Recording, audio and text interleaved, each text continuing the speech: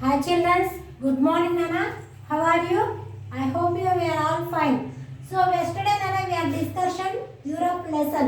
Europe lesson lo మనం ఏ discussion చేసుకున్నాము. So మనము we are discussion in seasons. Okay na? So how many seasons are there? So in our country only 3 seasons and Europe country have a 4 seasons are there.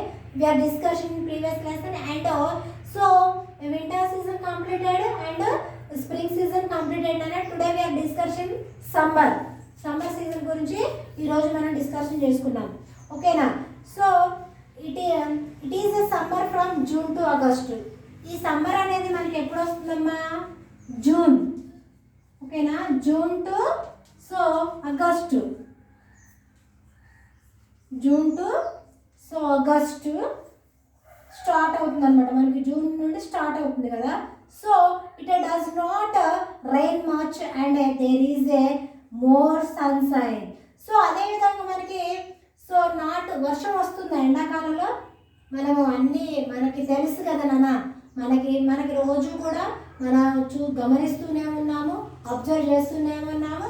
And అదేవిధంగా మనము so winter గురించి మనకి కాలాలు seasons తెలుసు and ఏ సీజన్లో ఎలా ఉంటుందో మనకి so all of you know very well. ఓకేనా?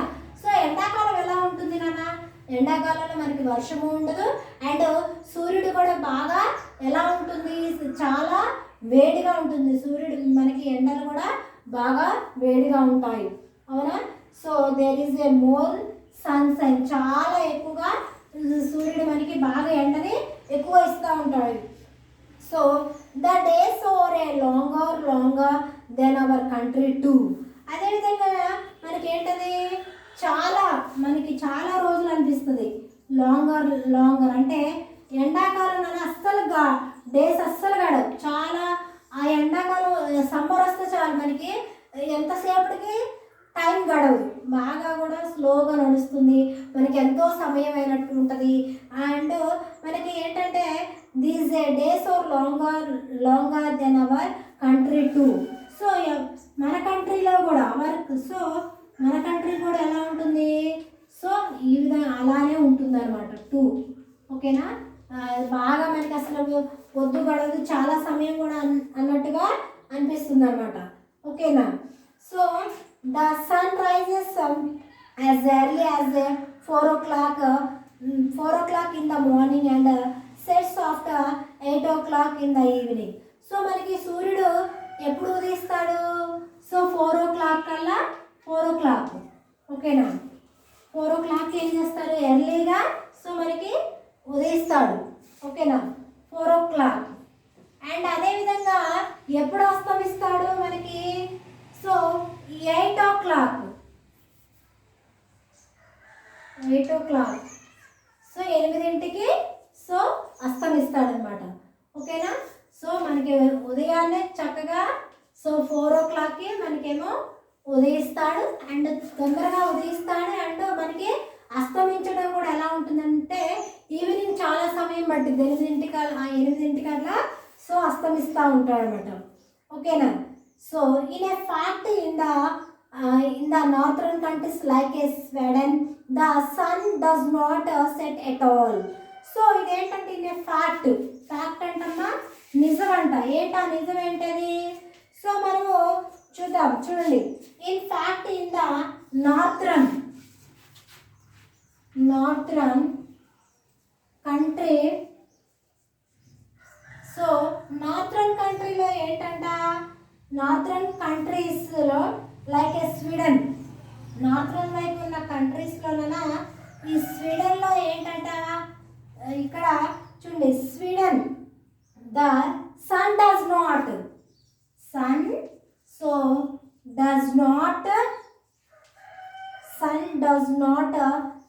Set at all.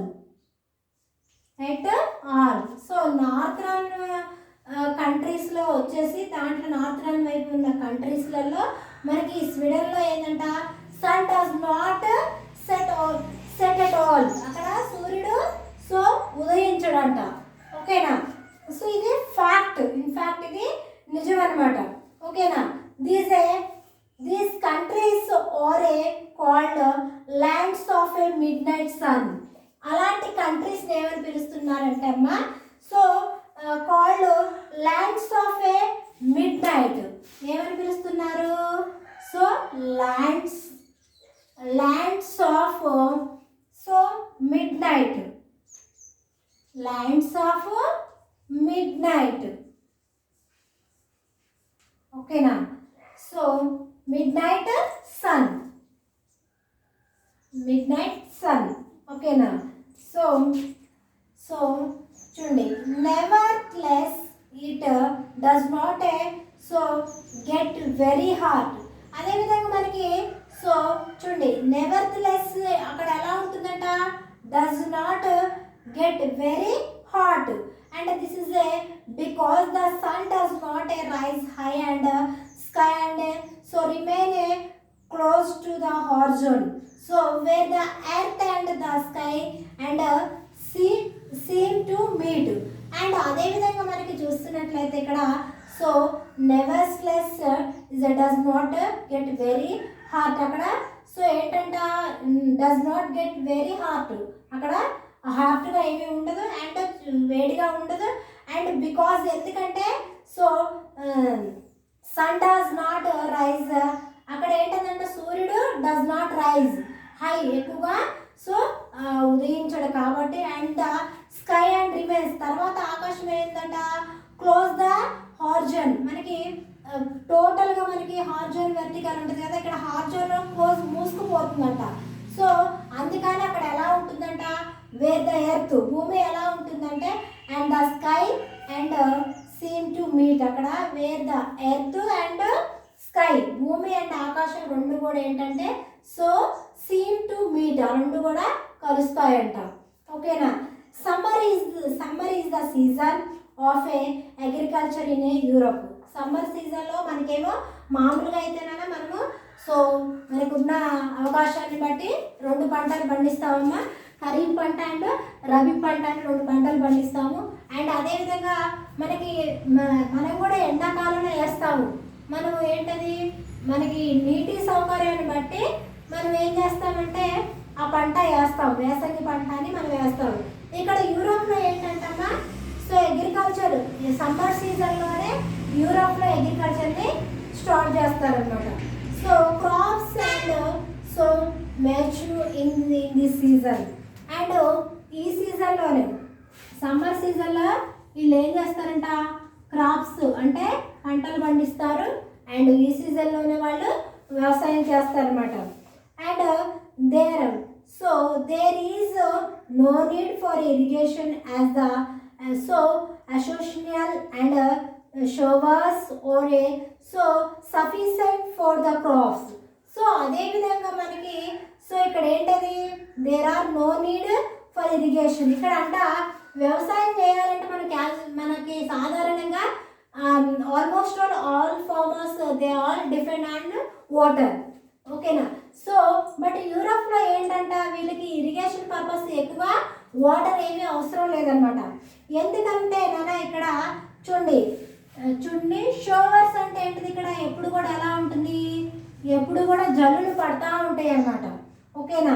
So and sufficient for the crops, ఈ జల్లులే సో ఈ పంటలకి క్రాప్స్కి సఫిషియెంట్ సరిపోయినంతగా చాలినంతగా ఉంటుంది. కాబట్టి వీళ్ళకంతా వాటర్ కూడా కన్వీనియంట్గా లేకపోయినా కూడా ఇంకా వాటర్ సౌకర్యం కూడా వీళ్ళకంత అవసరం లేదనమాట. ఎందుకంటే ఎప్పుడు వాన జల్లులు కురుస్తూనే ఉన్నాయి, అందుకని వీళ్ళు ఎక్కువ దీనిపై వీళ్ళు ఆధారపడి ఉన్నారనమాట.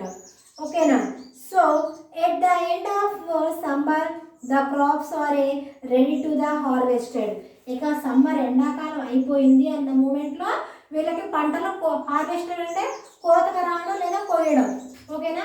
ఈ ఎండ్ అవుతుంది, సమ్మర్ ఎండ్ అవుతుంది అన్న మూమెంట్లో వీళ్ళు పంటలు కోయడానికి రెడీగా ఉంటాయి, చక్కగా పంటలు కూడా కోస్తారు. Turn of the page.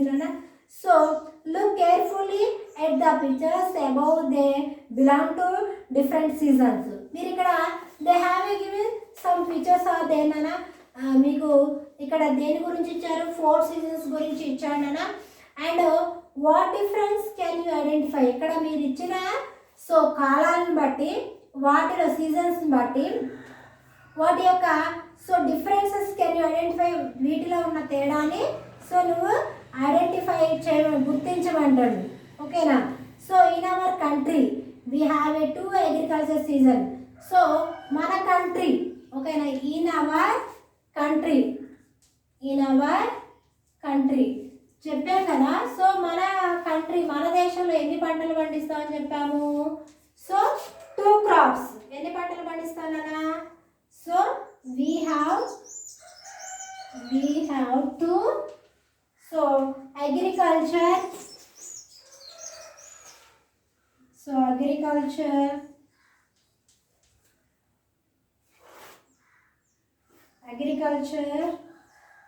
Crops. ఓకేనా. అగ్రికల్చర్ సో సీజన్స్, మనకి 2 సీజన్స్ ఉన్నాయి ఇక్కడ. ఓకేనా. So what are they. So they are Rabi. Rabi and second one is the so kharif. So in our country we have 2 agriculture seasons. So how many agriculture seasons are there. So rabi and kharif 2 పంటల్ని పండిస్తున్నారు మన కంట్రీలో, మన దేశంలో. ఓకేనా.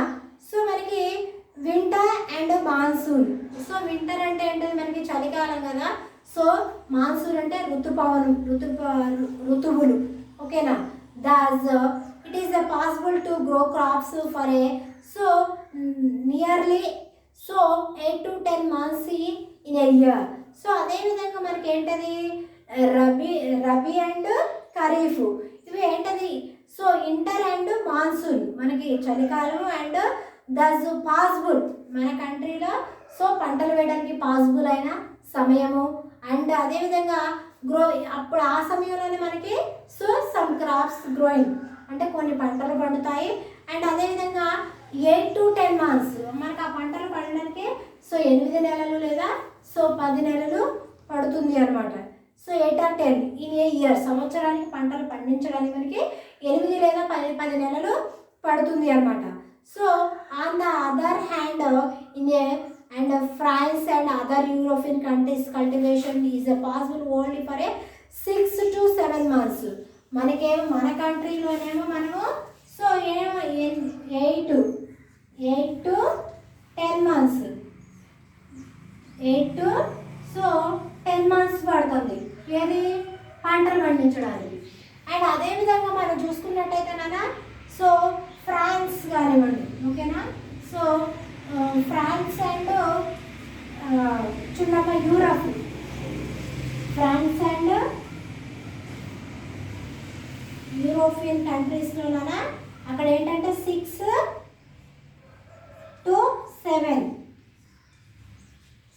7 months ఏది పంట సంవత్సరానికి వచ్చేసి ఒక పంట పండించడానికి 8 to 10 months పడుతుందమ్మా. 8 నెలలు లేదా 10 నెలలు పడుతుంది. అదే మనకి ఫ్రాన్స్ కానీ యూరోపియన్స్ కంట్రీలో మనకి చూసుకున్నట్టయితే నాన్న సో మనకి ఏంటమ్మా ఇక్కడ ఎంత సమయం పడుతుంది. 6 to 7 months పడుతుంది అనమాట. ఓకేనా. So 7 months 6 to 7 months. So next atom season. So the climate change once again to the September and October. So మనకి ఈ అటమ్ సీజన్ అనేది ఎప్పుడు, ఈ క్లైమేట్ శీతోష్ణ స్థితి అనేది ఎప్పుడు చేంజ్ అవుతుందంటమ్మా మనకి సెప్టెంబర్ టు అక్టోబర్ అప్పుడు సో చేంజ్ అవుతూ ఉంటుంది అనమాట. ఓకేనా. So when did you change నానా. సో చూడండి అటమ్ సీజన్ ఎప్పుడు చేంజ్ అవుతుంది. ఇది వచ్చేసి మనకి సో చూడండి September to so October. So ఈ సమయం సెప్టెంబర్ టు అక్టోబర్ ఈ మూమెంట్లో సో క్లైమేట్ అంటే శీతోష్ణ స్థితి అనేది చేంజ్ అవుతూ ఉంటుంది అన్నమాట. So trees leaves turn and red and yellow and begin to fall. మనం అబ్జర్వ్ చేస్తూ ఉంటామమ్మా.